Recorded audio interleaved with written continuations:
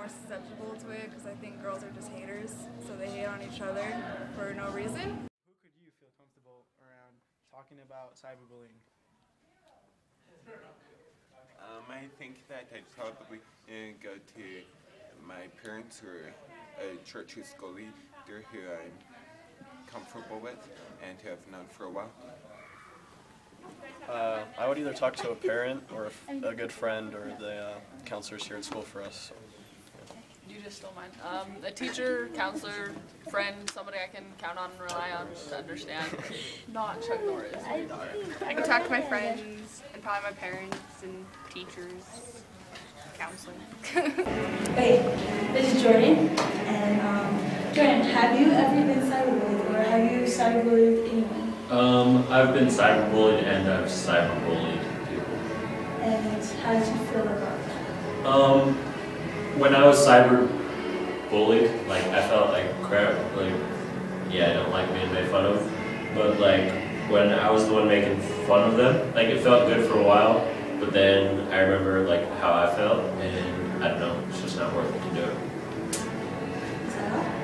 Yep. Alright, thanks. Alright guys, so I just wanted to ask you, how do you feel about cyberbullying? I feel that cyberbullying is probably one of the most cowardice ways to confront someone. If you're going to confront someone, tell it to their face so that they can know it and not just feel bad and have to read it over and over again. Very true. See, I totally agree with him. Cyberbullying is just like bullying, except for it's even worse because, like he said, it's just one of those things that you're being cowardly. You're just sending information to them, and in order to really resolve the situation, you have to be able to talk to someone and be able to talk about it. Have you ever cyberbullied anyone? Yep, yes I have. How did you feel about it? Made me feel good. I feel like I'm 10 feet tall. Yeah? Okay. I'll do it again too. Officer Wilkins? Yeah. And this question is, what do you think cyberbullying is and what does it look like? Alright, what cyberbullying is and what it looks like. I have a perfect example of this. I had a student that had a conversation with another student on Twitter, and I think they basically assumed that their conversations, because they were between each other about another person, that it was okay. The problem is that social media such as Twitter and Facebook can be viewed not only between the two people that are having the conversation and making the posts or comments about each other, but they can also be viewed by their friends and other people, their followers on those sites.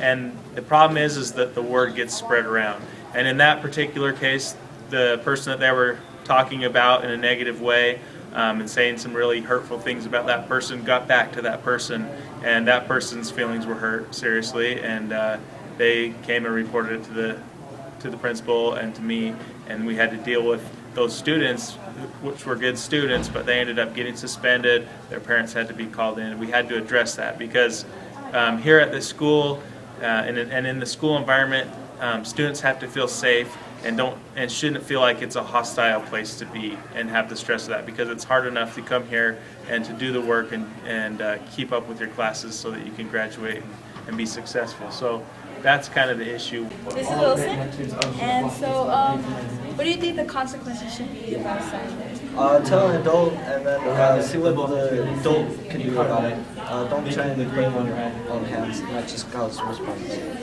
So, have you ever witnessed cyberbullying? Yes, I have. How did you feel about that?